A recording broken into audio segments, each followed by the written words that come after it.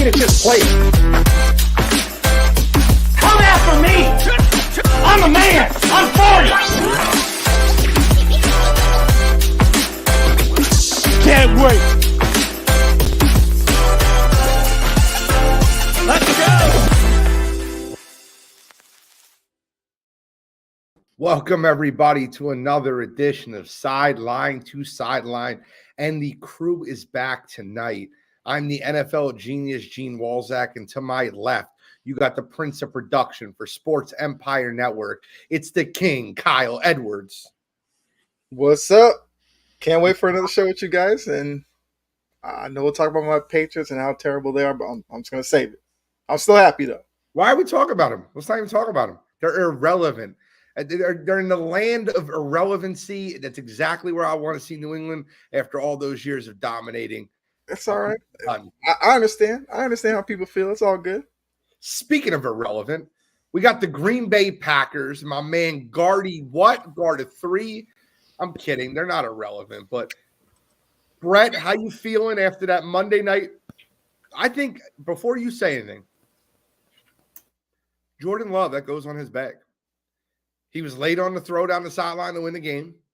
Turned the ball over. That interception was awful. I think multiple people could have picked that ball off.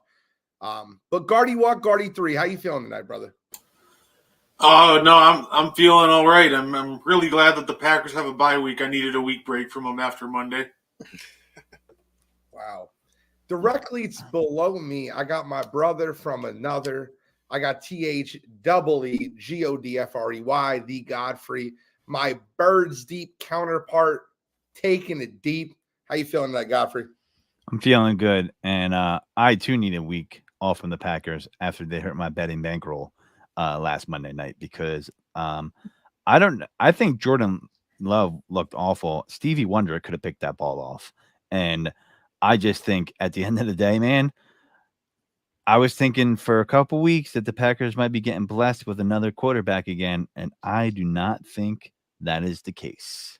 I don't think, no matter what you say, I don't think, and I mean this when I say this, no matter what you say, I don't think the book is written on Jordan Love, whether he's great or not already. Like, you could look at Desmond Ridder and be like, he stinks, right? With Jordan Love, I can see flashes of very good talent and acrobatic, good throws, good arm. I feel like he has it. It's just whether he can develop it. But with teams like the Patriots and Mac Jones, I'm kidding. But Rain Dakota Prescott, my favorite whipping boy, woo, Dallas, you just know they're not going to ever be great. I'm joking around though. Let's get into the show. We got a ton to get into. We're going to recap a little bit of what happened last week. Last week I called the weekend of injuries. You lost some real star players. Jetta's on IR. Devin Achane, the most explosive rookie we've seen over the last few years. That guy is next level. He's on IR. A lot of guys going on IR. Anthony Richardson, AR-15, is going on IR. Shouldn't they call him AR-14 for like injury reserve or AR-4? Because that dude better change the way he plays or he's going to be on the injury list a lot. I agree with you. I think Anthony Richardson. Yeah, see, you know what's funny? The people that tell you that you don't know what you're talking about after 1 week are normally those people that are silent after 5 weeks. Godfrey said something a few weeks ago, and he said weeks 1 through 3 are just made to make you look like a liar. You hear that? It's crickets. That's the backyard of those people. What? I didn't hear what you said. I had these takes. It's on tape, and I'm gone. Yeah. I'll put it to you this way. I told you before the season started, when these guys got drafted, I remember doing pre-gaming the draft, and I told you guys the top 5 running backs that were coming out of this class, and I put them in order. When I put Devin Achane 1, people are like, "You're an idiot." I don't look like an idiot anymore. I had Zach Charbonnet 2. If you've watched that kid run in Seattle, people are like, "How do you have these guys over Bijan?" Bijan's a good running back. I think he's going to be very good. How do you have them over Jahmyr Gibbs? Jahmyr Gibbs is the number 2 back in this class. Because I think they're better running backs. I watched them play in college. If you didn't watch Devin and Shane play at A&M or didn't watch Zach Charbonnet play at UCLA, please don't tell me about who's a better running back. Because I watched Bijan play at Texas, and I don't think he's bad. I just don't think he'll ever be a top-tier back in the league. He's going to make very explosive plays because he's very risky. But he's also going to make a lot of negative plays, and you're going to see that in the coming weeks. I think you'll see it this week, a little foreshadowing. I think the Washington Commanders hand them the business this week. Yeah. Speaking of crickets, where are those Jahmyr Gibbs people that said this dude's going to be a fantasy football sensation this year? I told you, don't get fooled by it. Everybody jumped on that train because he was drafted in the first round, and he has not been. They've been giving touches to everybody on the team. Craig Reynolds, Zonovan Knight, they blew the dust off him or brought him in when Montgomery got hurt. Montgomery's back. I ain't saying the kid can't play football, but I told you this dude's not going to be a top fantasy running back, and the proof is in the pudding. And those people are going to die. They're going to die with their fantasy teams. I guarantee. Find a person that drafted Jahmyr Gibbs in the first round, and their team is like 1-4. I get no one drafted in the first round. I've seen it. I saw it, dude. I saw it in the high stakes league. First round, second round. I've seen it. I took him in the second round. I'm 4-1. Yeah, I've seen people jump on it. I was one of the wrong people. I get it. I took him at the end of the second round. I took him at pick 23 in a 12-team league. But I'm 4-1. So, oh well. I took CMC too. Worked out for me. Yeah. But we got before fantasy, and you're right about Jahmyr Gibbs. He definitely hasn't been the guy, and I was wrong about him. I'm right about a lot of stuff, brother, but I was wrong about that. You're right. We got a lot to get into as far as injury. Kyle, what injury do you think will have the biggest impact in the next few weeks? Well, I think the Jefferson one is going to be big, but I feel like the biggest one's going to be, I think that was this past week, Matt Milano from Buffalo. 100%. Losing him in the middle of that defense, he's the guy who, he's like the quarterback of the defense. That's always going to take a few weeks for them to try to find somebody new to fill that role. And for Buffalo, they're trying to keep up with the Dolphins in the division. We'll have to see if they're able to continue to stay on their tail with Milano out now. I completely agree with you. I think Matt Milano, I was hoping that no one said him. I was hiding him intentionally. Guardy 3, who's the biggest injury from this previous week that you think is going to have the biggest impact in the NFL? Man, Matt at Kyle, he stole mine too. I was going to say the injuries along the Buffalo defense there. That is rough losing Milano. You need a guy like that. You need a guy to kind of quarterback your defense. He is huge for Buffalo all year, so it's going to be tough to replace him, that's for sure. They lost Milano and Trey Day back-to-back weeks. Yeah. I don't think Jefferson's that big of a loss, and I'm going to tell you why. I think that Minnesota Vikings want to tank at this point. I think they want to – I bet you Kirk Cousins is a surprising trade. I think he'll end up being traded. I really believe that. I think he's going to end up being a deadline decision. I think the New York Jets pick him up. After the Eagles hand him the business this week, I think the New York Jets call up Minnesota and was like, listen, your season's over. You're 1-5. Trade us, Kirk. We'll give you a 4th-round draft pick back. We'll take him for the rest of the year, and we'll see what happens. I don't think anybody Kurt has a no trade clause. I don't think he does it. He wants to rack up stats because he's in a free agent year. And I think the Jets, they got to be pretty close to the salary cap. I don't know if they're going to be able to absorb that salary. I haven't really checked out Sports Track yet, and he's a dude. He's not a New York City type of guy. I don't see him going to that media market, living there, taking his family there. I don't think he's going to move there. I think he's going to be a rental. I think he controls his own destiny with that no trade clause, man. He ain't going. I don't think he's going anywhere. Do you want to stay in Minnesota and not compete without your number one wide receiver, Justin Jefferson, now being out? Or do you want to go to New York and be able to compete for a division or a playoff? I mean, we'll see. The whole line in New York could scare him, though. I got news for you. What about Atlanta? When does Atlanta cut bait on Desmond Ridder? They're 3-2 right now, right in the thick of the division with Drake London and Kyle Pitts. Could you imagine Kirk Cousins headed down to that situation? Yeah, but you say that about him, and I'm not a big Desmond Ridder fan. But listen, I'm just going to read all the stats. 75% completion percentage, 300 yards, 111 QB rating. He outdueled CJ Stroud. He did. Texas fans don't want to hear that. And I watched a lot of that game, and I was surprised. I thought that they would win. And, those Falcons find ways to win at home some way, somehow, by hook or crook. And he didn't look awful last week. I don't know if he's the future. I'm not a huge Desmond Ridder long-term fan. My fantasy team says, please put in a Heineke because I want Pitts to start getting catches. But, I mean, I don't know, man. I don't know if I could maybe there. I mean, I thought maybe the Patriots, but I think just Kirk Cousins wants to just rack up stats and go into the free agent market. I just wish you would tell the whole story. Last week his numbers didn't look pathetic, but if you look at the entire season, he's got 4 touchdowns, 3 interceptions, and a total of 1,000 yards, and that's coming off a 330-yard passing performance through 5 games.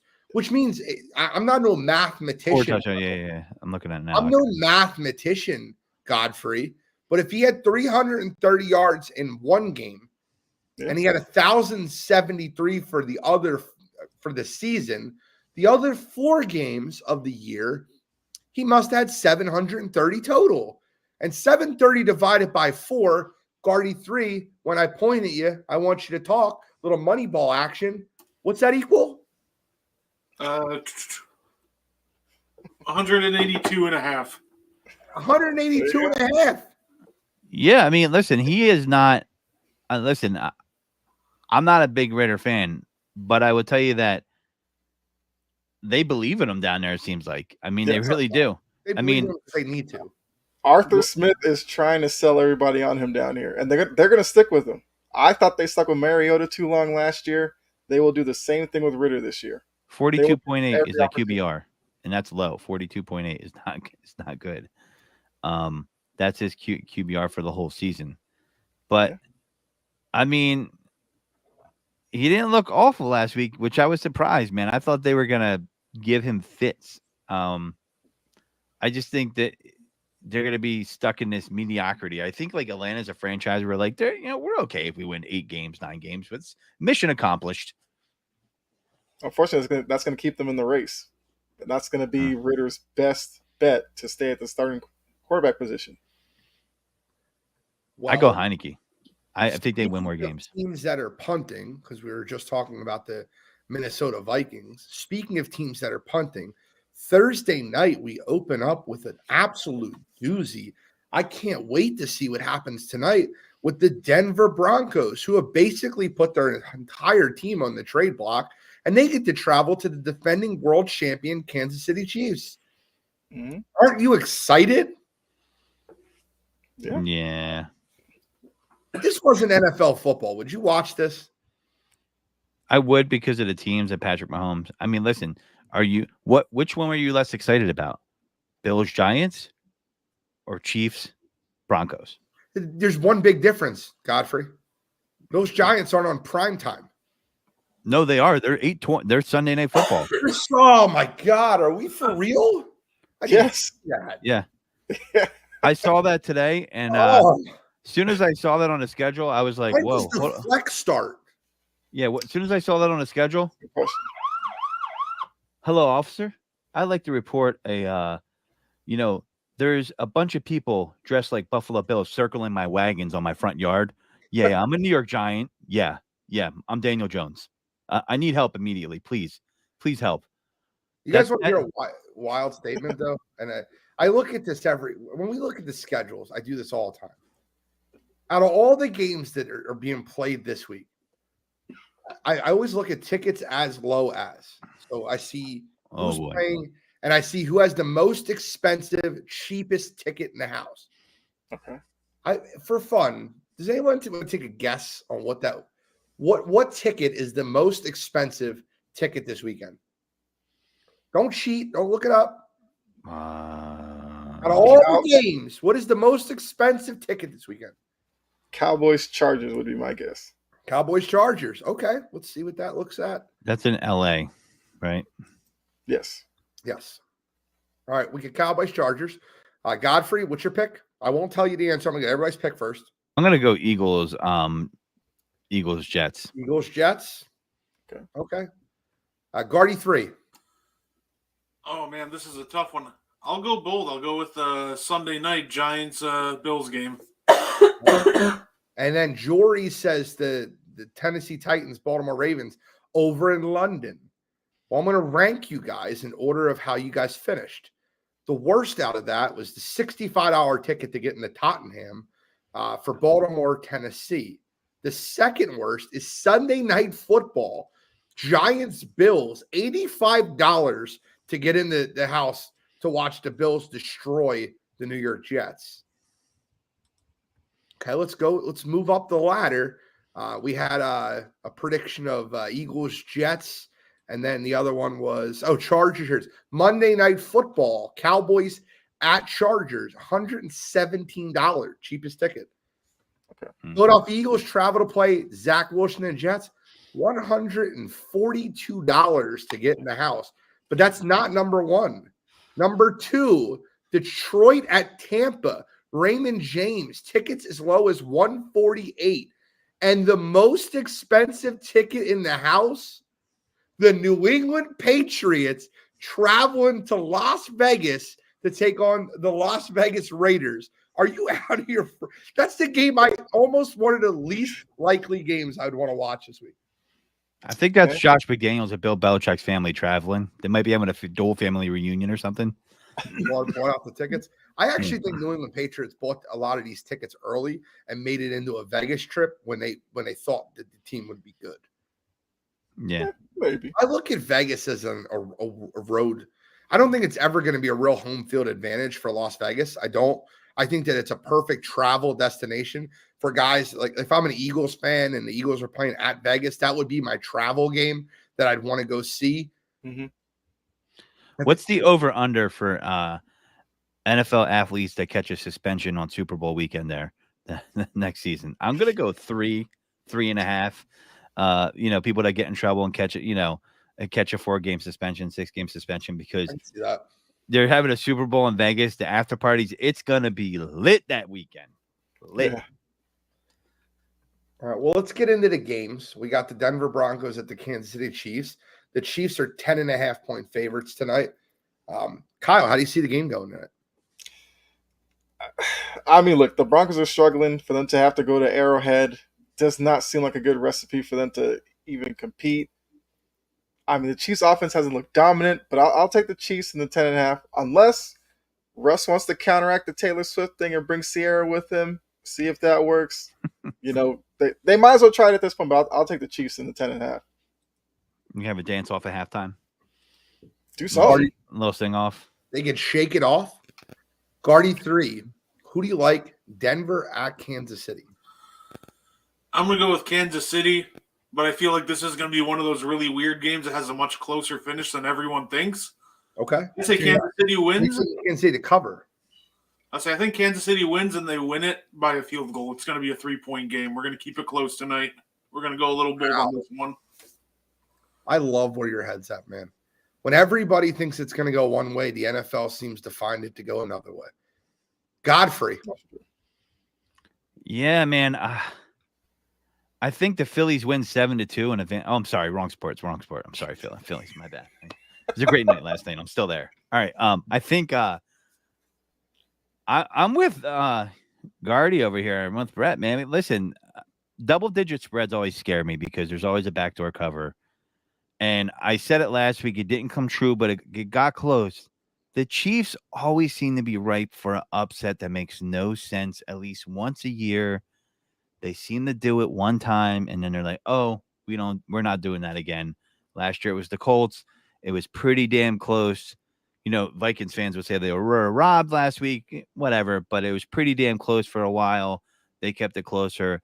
And I would definitely go with the plus points here with the Broncos. I'm not saying they're going to win, but I just feel like it's one of those games where, as you were saying, Gene and Guardy, that it's like people are like, oh, they're going to blow the back doors out and they're going to blow it off of them.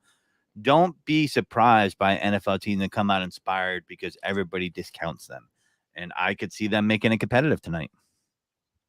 You guys are probably right. I can't see it. I think the Broncos end up quitting on their team, on their head coach, on their quarterback. A lot of these interviews that keep coming out about Russell Wilson are damning. They are. A lot of these athletes that don't want to play there. Jerry Jeudy is now on the chopping block. Damn. Cortland Sutton, they're both on the trading block. They're gonna trade both of them. I don't see them going out and injuring themselves in a football game when they could be traded this week. I just really believe that a lot of this team is just going to quit. So I think the Chiefs win this one in a massacre. But I will say this, because Godfrey gave me a perfect segue, and I was going to bring it up, and I was going to bring it up a little bit later in the show, but I really think it's a perfect opportunity to bring it up now. Guys, I'm gonna level with you guys. You almost seen the end of Gene Walzak a few weeks ago. I almost was done with the NFL. Now, I centered myself, I grounded myself, but I watched a lot of football when the Chiefs played the Jets, when the Eagles played the Commanders. I watched a lot of football, guys. And when I'm watching sports and I feel like that the Zebras are in on a predetermined outcome to screw the general public and help Vegas, and I really believe that there's rigging happening in the games, I'm going to tell you something right now. I almost stopped watching football. I was almost done with it. I watched the Zebras in that Commanders-Eagles game. I watched them in the Jets-Chiefs game. Guys, the Chiefs should have at least, and I'm not saying that Vikings would have won the football game. They probably would have found a way to blow it. The guy should have been called for 3 penalties on one play. Number one, it was definitely PI. Yeah. What are we doing right there? This is PI. Why? And then they picked up the flag. Number 2, at minimum, would you say it was illegal contact? Like, if you don't want to call PI, say the ball's uncatchable, did he have his hands on him before the ball was thrown? Yes.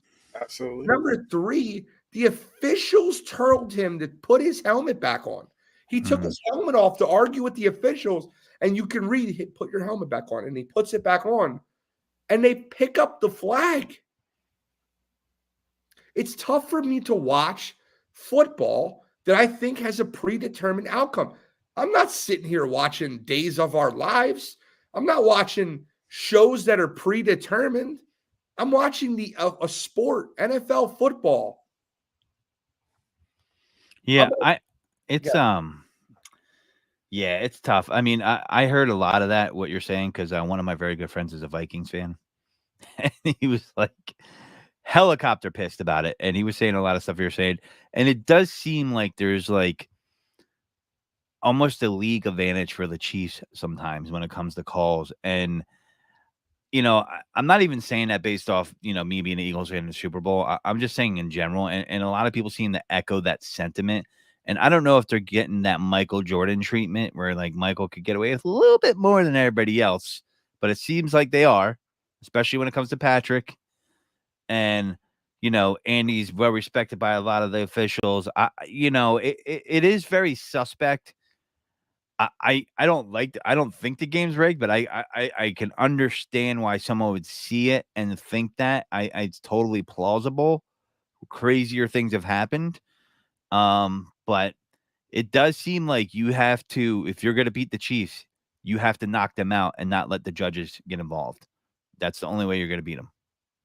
I mean, I get it. Chiefs-Jets looked really bad 2 weeks ago, and I chalked that up to like, all right, well, maybe they didn't want to make a call to determine the game there. And then they threw the flag late after they realized that call might have led to an interception. It's to me, it's very tough to watch on a national level. Guardian 3, let me ask you a question real quick. Do you think there might, in 10 years, we're looking at this like there's a Tim Donaghy situation? Oh, I could absolutely see it, especially with some of these calls that get missed. I'd be so upset. And some of these flags that got picked up, like the one you're talking about with the Kansas City, Minnesota game. It's really fishy to me that a penalty, when you're taking the helmet off, it's supposed to be 15 yards. They're just like, yeah, put your helmet back on. Then they pick up the flag.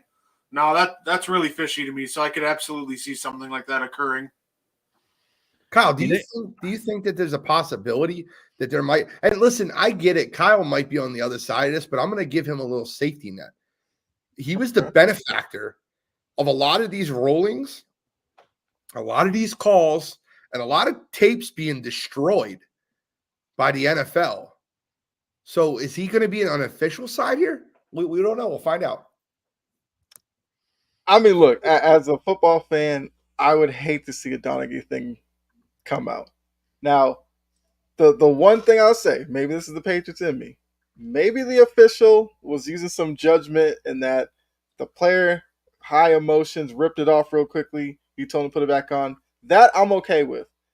The PI in the end zone, yes, that one needs to be called. And like you said, if you're not going to call that, you have to call something on the play because he was all over him, and the receiver really didn't have an opportunity to make the catch. So, like I said, the helmet thing, I'm okay with that one because a lot of times it's like it's an emotional sport. If I rip off my helmet really quickly to get a flag, that kind of seems like compounding like the issue. I would probably rather see a official say put it back on, and then if you don't do it after that, then get a flag. I guess let's get into some of these games. Start breaking them down a little bit. Let's get to Sunday morning. We have another London game, another kegs and eggs game. You got the Baltimore Ravens traveling across the pond to take on the Tennessee Titans. Baltimore is a 4-point favorite. Speaking about Baltimore, guys, can we talk about Lamar Jackson and the wide receivers? It's like the funky bunch out there. There's one thing that gave me more satisfaction Sunday than almost more than the Eagles win. And it was Nelson Aguilar dropping a pass that was perfectly placed into his hands that would have been for a touchdown. Old Stone Hands is at it again. Nelson Aguilar dropping a perfect touchdown pass. By the way, the Baltimore Ravens lead the NFL in dropped passes. Does it have anything to do with their quarterback? Possibly. I'd love to hear your opinions on the game. I'd love to hear your opinions on the Baltimore problem of dropping passes. And how do you think Lamar Jackson's looked so far this year? I'll start with you, Kyle. So, look, London games are always tricky. I have a feeling that for some reason the Titans end up covering. I don't know if they win, but I think they cover. I think it's a closer game than a lot of people would think. I think for the Ravens in general, look, they thought Greg Roman was the problem. They brought in a new coordinator, Monk, in from Georgia. Maybe the issue is the quarterback. They don't want to hear that because they just gave him all that money. They spent the whole offseason crying about how Lamar deserved it. I think he's a great talent, yes, but we can't sit here and act like he doesn't have flaws in his game. Now, the wide receiver drops thing, look, that's what Aguilar's going to do. He'll make a catch one week where you're like, oh, what's wrong? Why does everybody hate this guy? And then he'll drop the easiest passes, and you'll be like, that's why he can't stick anywhere. So I think, I don't know. I just think the offense is what it is. It's a run-first offense, and that's what it needs to be. I don't care who they bring in at the wide receiver position. That's going to be their calling card. Guardy 3, what do you think happens in the game? Is it Lamar? Is it the wide receivers? Is it a little bit of both? Yeah, I think in the game, this is probably going to be a really run-heavy game. It's going to be a quick one. It's going to be a lot of fun. I'm going to give this one to the Tennessee Titans. I think they'll pull it out. When it comes to Lamar and the receiver problem, I just think it's a little bit of both. I think it's an issue of Lamar struggles to throw outside the numbers, so they aren't the most perfectly thrown balls. But at the same time, there's clearly an issue with the receivers as well, because a lot of those balls that were dropped were perfectly placed. Mm-hmm. Mark Andrews dropped a couple. Rashad Bateman dropped an easy one in the end zone. You had Aguilar drop one. So I think it's a mix of both. Like, yeah, Lamar's balls half the time aren't going to be perfectly thrown. They're not going to be perfectly placed all the time.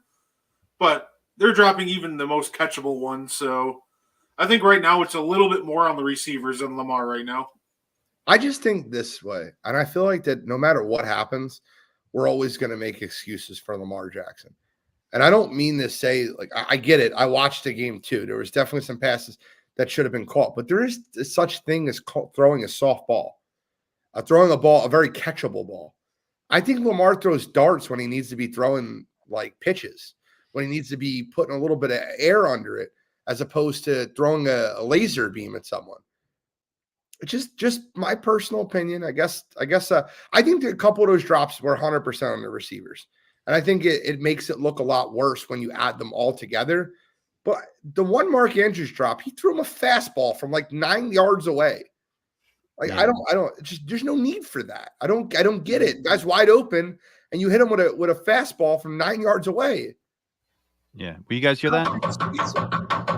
That's me knocking on the door of everybody that said Lamar just needs more weapons around him. He needs an offensive coordinator. And when I knock on the door, all I hear is anybody home? Hello? Hello? You know why? Because they're gone. They got scared like cockroaches. They're out of here because we got a spread offense with Tom Munkin. I don't think Lamar's a spread offense type of guy, but okay, let's do it. It needs to be a run first team, but let's get away from there because we want to justify what's going on. I think firing Greg Roman was a mistake. They needed to challenge Lamar Jackson and say, we're giving you the money. We need to make you better. Not we need to bring people in where you don't have to work on things that you're not as good at. Quarterbacks can get better. Fans often crack me up. I see it in Pittsburgh too, with Matt Canada.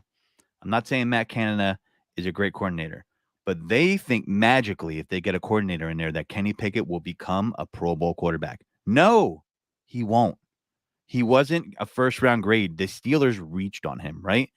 Now, Lamar, the thing about the Ravens is he isn't trying to get better. I think he's one of those dudes that's like, I'm good at this. This is my game. This is what I'm going to do. And let's get more weapons. And you hear that? That's the ticking time bomb for Odell Beckham loses his damn mind. Now, he's not the same receiver he was, but I'm going to tell you, he couldn't be satisfied with Baker Mayfield. And I'm not saying Baker's great, but he could throw the ball outside the numbers. And Lamar refuses to do that. And you saw a product of it. It wasn't all his fault. Both things can be true. It doesn't have to be Lamar or the receivers. It could be both here. But Lamar has this track record. And, he's got to be smarter with the way he plays. And his game has to evolve because it's as simple as this. People make it like it's a, here or there stance. You have to pick one side or the other. No, it's called the NFL will adjust to your game. And you have to evolve so you can keep competitive in the NFL at a high level. If you don't do that, they will catch up with you. And that is the crux of the matter in Baltimore. I just want to hear all the people that told me that Lamar Jackson was better than Jalen Hurts.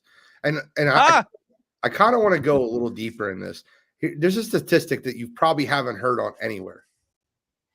Do you know the only team in the NFL where their top 4 receivers, 1, 2, 3, 4 on the depth chart are all first-round draft picks? Is the Baltimore Ravens? Mm-hmm. That's right. Yeah. I just want to think about it. Zay Flowers, Odell Beckham Jr., Rashad Bateman. Number 5 is a number 1 draft pick. They have the top 5 receivers on the depth chart. Nelson Aguilar was number 1 first-round draft pick. Was Duvernay second round? Was Rashad Bateman. Duvernay 6th on the depth chart.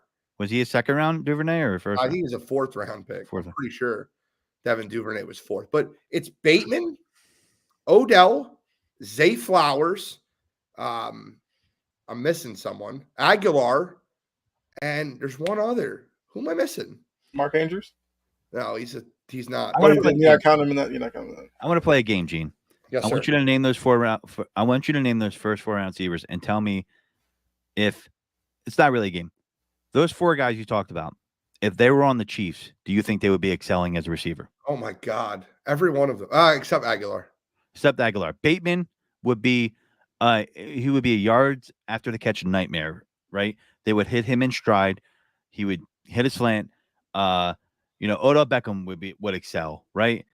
Zay Flowers would excel. So my point is what's the constant denominator here, guys, in Baltimore?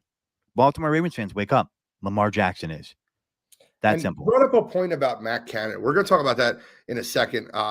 Matt Canada is part of my Steelers breakdown, but I got the Titans winning this game and covering. I have them winning the game outright. I think they're the better football team. I think their defense is good. I think they're going to run the football, and I think that London's going to show you how soft this Baltimore Ravens team really is. Give me the Titans.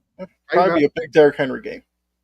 I agree with you. And the Titans just seem to be able to get to Lamar. I mean, how many Baltimore Ravens games have we seen versus the Titans where they have a lot of success against him? The team in general, I think the Titans always play the Ravens tough. We've seen it in the playoffs twice.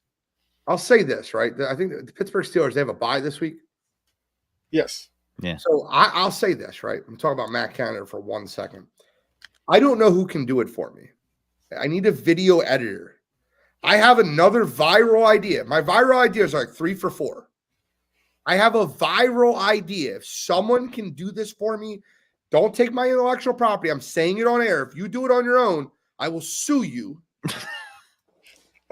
But I have it. I have an idea.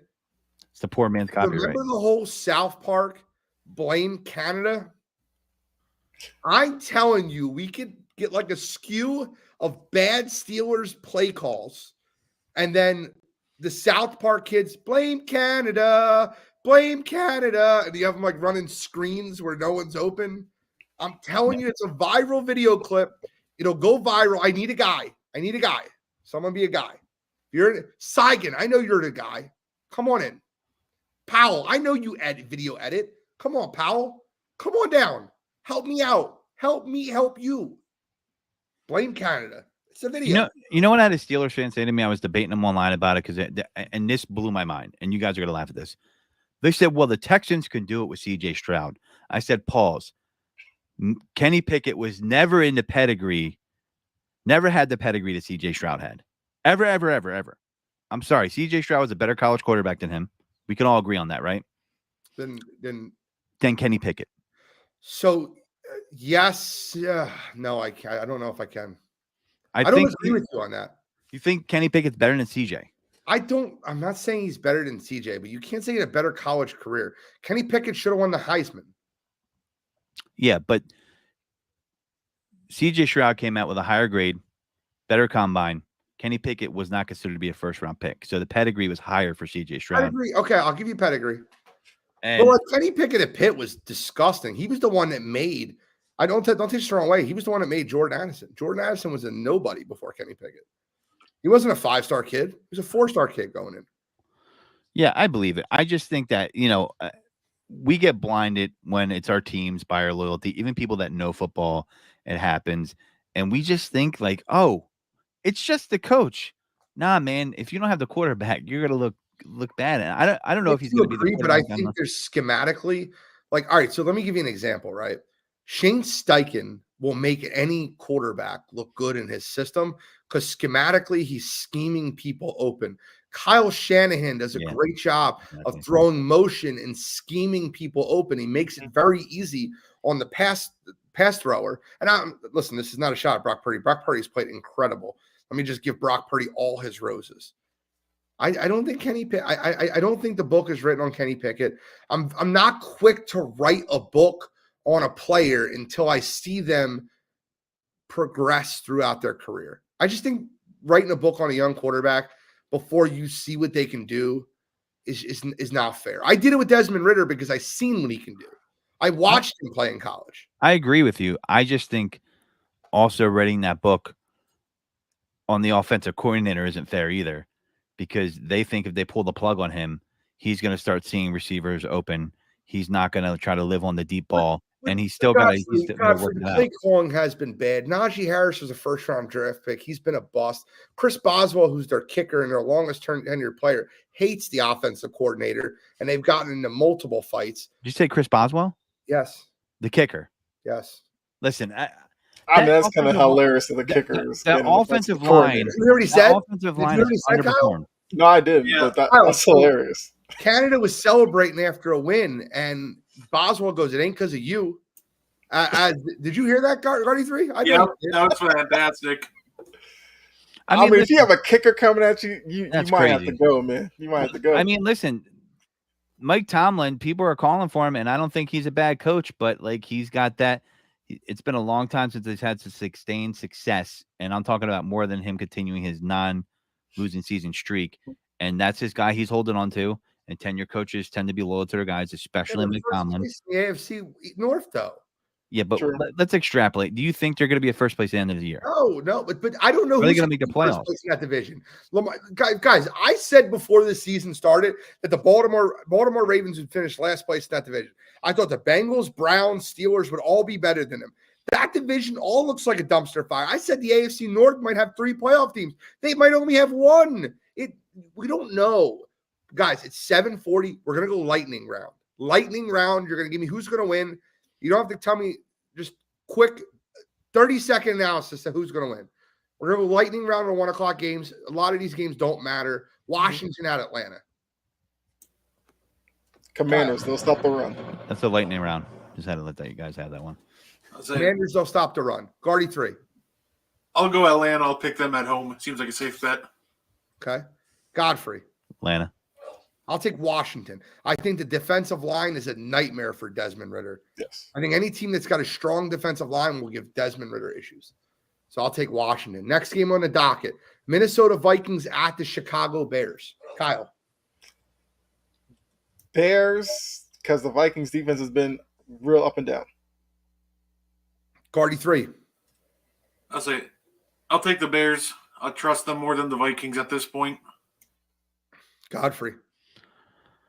I'll take the Bears because I think Justin Fields and DJ Moore are starting to get that machine going.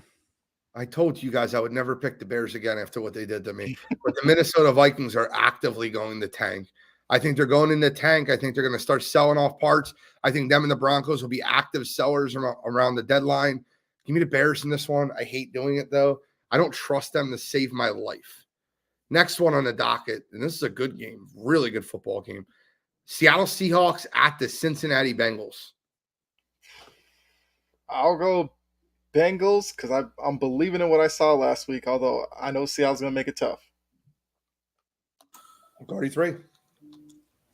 I'll go Seattle, and Cincinnati's going to have some questions going forward. Okay. Godfrey. I'm going to go with Cincy. I think they're starting to, do what they do every year. Start 1-3, and then they start to win. I want to say something. I want to say it right now, and I mean this. Joe Burrow threw a 62-yard pass in the air on the money, dropped it on a dime in Jamar Chase's hand. It was one of the best throws I've ever seen a football player make. I'm going Bengals. I think they're back. Next game, Carolina. Oh, Jesus. Carolina at Miami. How much does Miami win by? You're Dolphins. You're in another world. Dolphins by 3 scores. Okay. I'll say, yep, Dolphins by 24. Okay. I mean, yeah. I don't know. It's just like, come on. They should just cancel this game. But anyway, I mean, they're going to play it. Fans are going to be there. 13.5, man. Like I said, backdoor covers. If you're going to make me bet it and I got to take points, I'm going to take that backdoor cover. But that 13.5 is a lot for a pro team. Dolphins are going to win easily. Devin Ainchain's not playing. I don't know. Dolphins win. I don't think they cover. 37. Okay. Next one, Indianapolis at Jacksonville. It's funny. Indy's House of Horrors is always at Jacksonville. But Jacksonville's only a 4-point favorite coming back from London. A little short week for them. What do you think, Kyle? I still think the Jags get it done, but you got to hold out a little hope for Minshew Mania, but I'll take the Jags. Oh, man. The Minshew revenge game. I didn't think about that. This is the Minshew revenge game. Yeah. Guardy 3. I got Jacksonville as well. I think as long as they keep Zach Moss and Jonathan Taylor in check, they'll be fine. Godfrey. Listen, if Jacksonville wants to be taken seriously, they have to win this game. I don't care if they're coming back. Buffalo in London. Who listen. Well, no. You were on this program last week telling me Buffalo was going to beat up on them. Yep. And I told you Jacksonville was going to win the game. Give me my damn roses. You should pick against Jacksonville every single week. It makes me feel better. No, I'm not picking against them this week.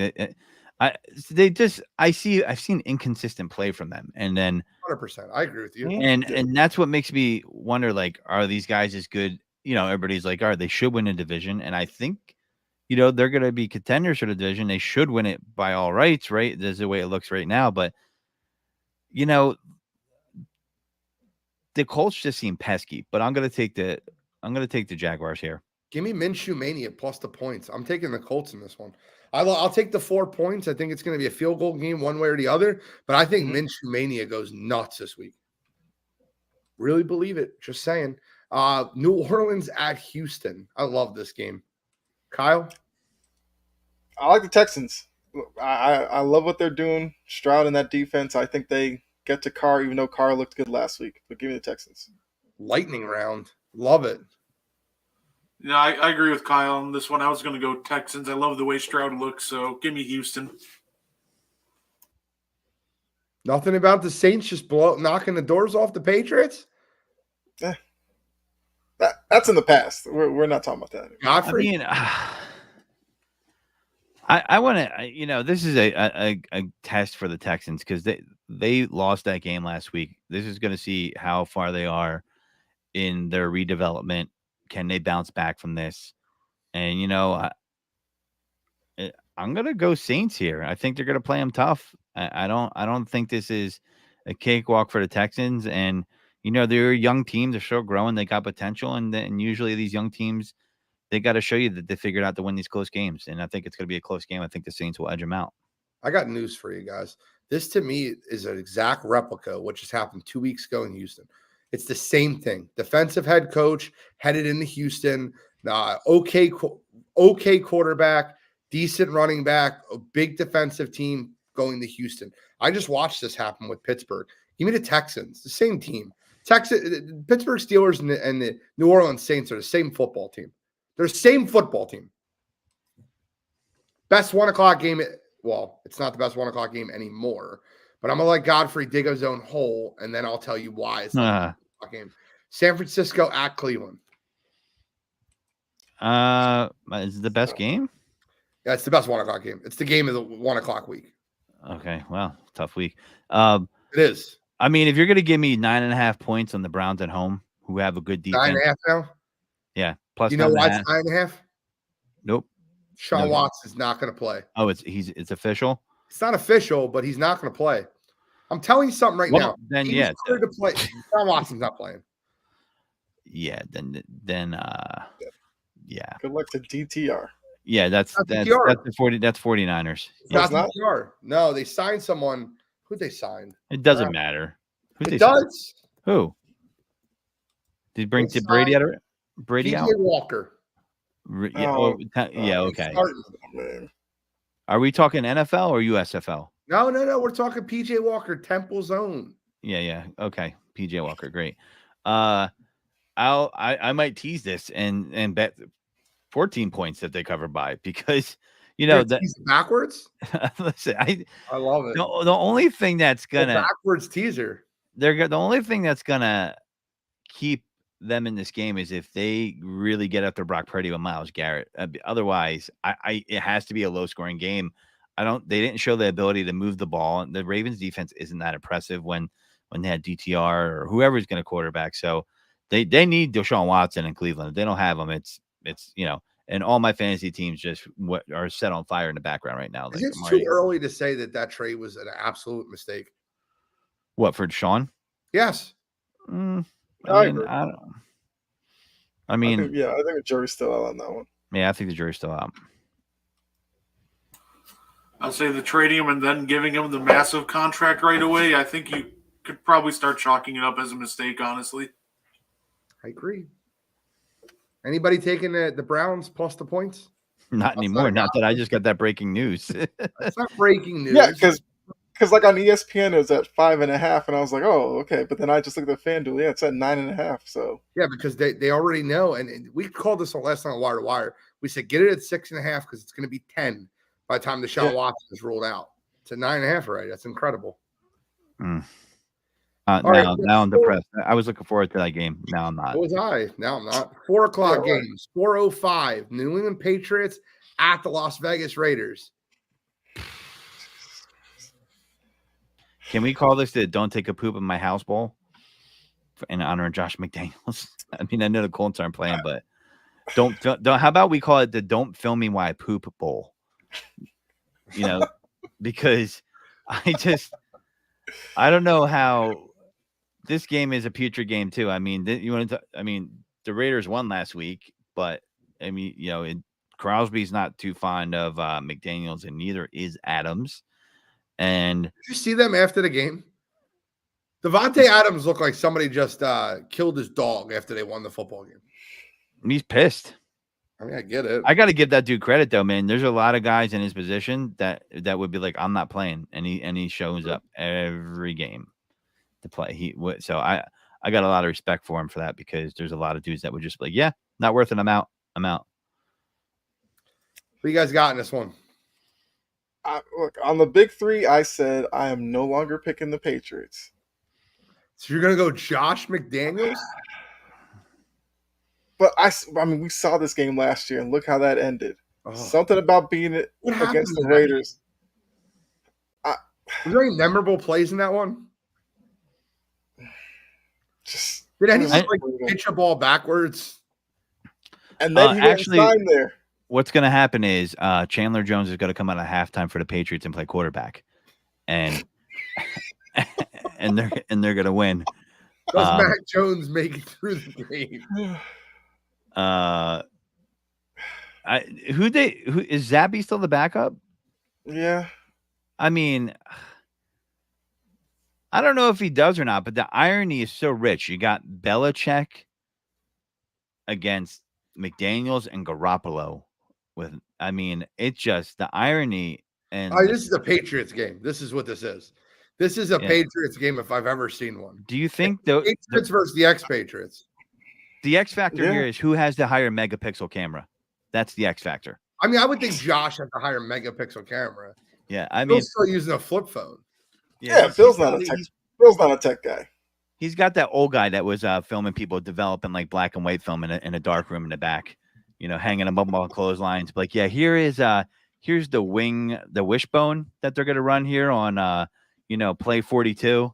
So I don't know. I just want to watch that game to see like who wins it. And I'm gonna root for the Raiders because I kind of like Jimmy G. I think he's a likable dude, even though he throws interceptions like a Pez dispenser. And I mean, I'm rooting for the Patriots because I want to see how the Raiders look with a real coach. Every game I root against the Raiders. I'm taking the Patriots in this one. Who you going with, Guardy 3? Oh man, I think this might be a game. If you like guys who pass the football, if you like passing, don't tune in. This is not your game. There might be more rushing attempts than pass attempts. I'll take the Patriots on this one, but it's not going to be fun. It's going to be really ugly to watch.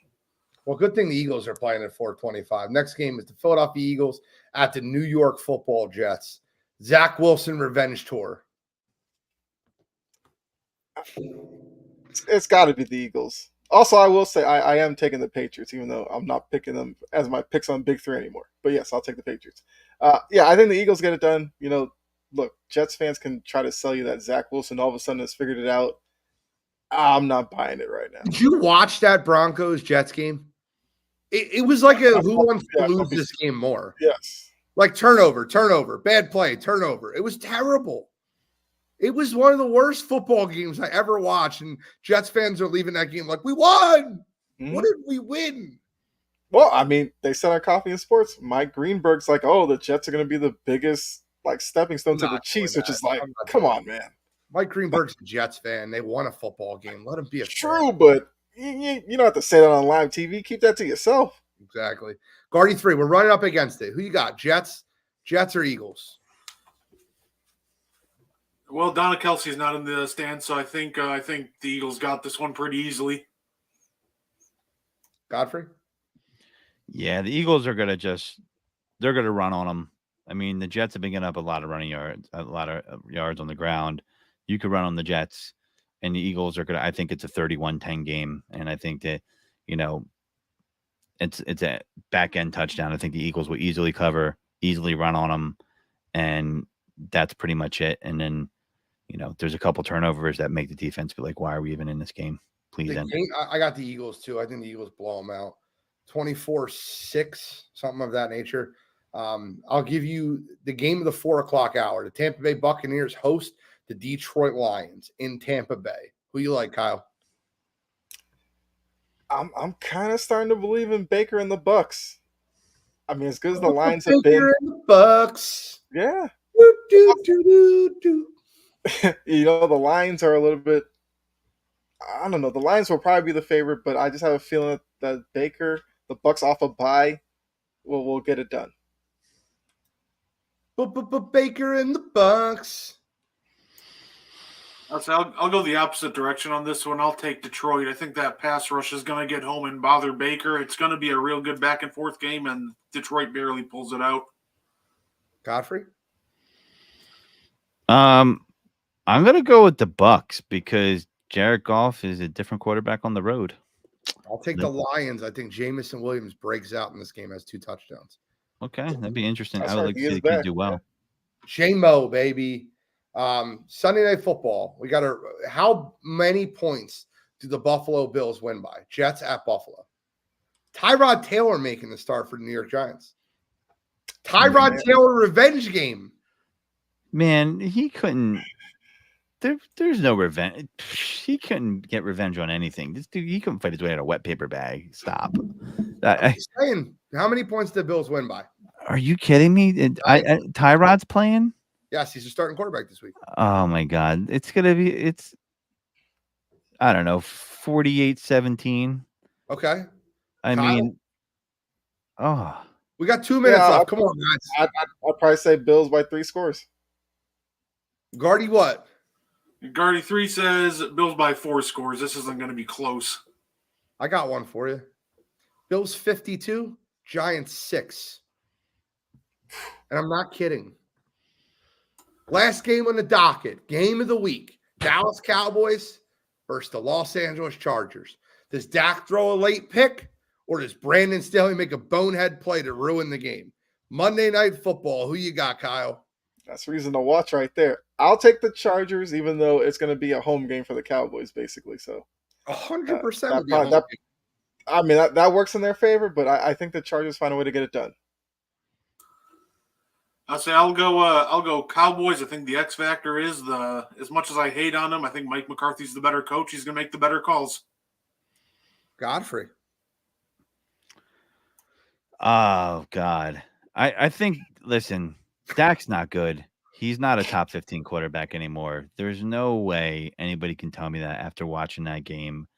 And Deontay Whitner hit the nail on the head. People don't want to hear it. They want to make Dak something he's not. He hasn't been the same since the injury happened. Khalil Mack's going to have him for breakfast. And is Bosa hurt? I don't think he's hurt, right? I think Bosa's playing. I think he was hurt last week. I think he's right. So listen, I think the Cowboys have a good defense. I think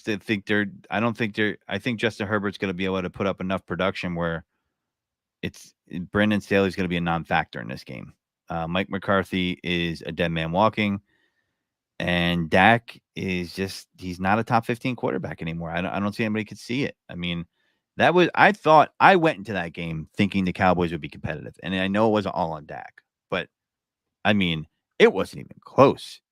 And I got the Chargers winning this game in a shootout. Give me Justin Herbert over Dak Prescott. I think Dak Prescott throws a bad interception to end the game. Guys, that's our show. Any final thoughts? I'm sorry to rush it up, wrap it up. We went a little bit long on the pre stuff, but any final thoughts? We got to wrap it up. I like the lightning round though. No, No, I'm good. Godfrey. Go Phillies. Go Phillies. I'm with that. Guys, I love talking football with you guys. It's Sideline to Sideline. We'll be here every Thursday. I promise we'll give you more of a breakdown next week and a little bit less of a prelude. But that's okay. We're getting adjusted to the 1 hour time slot. We only have a 1 hour time slot. We're used to this an hour and a half show, baby. But thank you guys for tuning in to Sideline to Sideline. I'm the NFL genius, Wire to Wire Gene. That's the Prince Production, Kyle Edwards. We got Guardy 3 and Taking It Deep with D. Godfrey. We are signing out. Bang.